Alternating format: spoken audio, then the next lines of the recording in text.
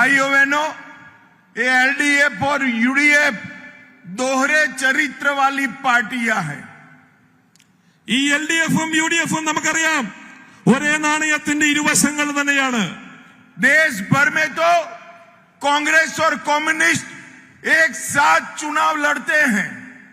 ഈ രാജ്യത്തുടനീളം കേരളത്തിന് പുറത്ത് ഈ കമ്മ്യൂണിസ്റ്റ് പാർട്ടിയും കോൺഗ്രസും ഒന്നായാണ് എല്ലായിടത്തും ഇലക്ഷനിൽ മത്സരിക്കുന്നത്. मगर केरल में एक साथ चुनाव नहीं लड़ते हैं, आमने सामने लड़ते हैं। എന്നാൽ കേരളത്തിൽ നോക്കൂ, രണ്ട് മുന്നണികളായി നമ്മളെ പറ്റിച്ചുകൊണ്ട് രണ്ട് മുന്നണികളായാണ് അവർ മത്സരിക്കുന്നത്.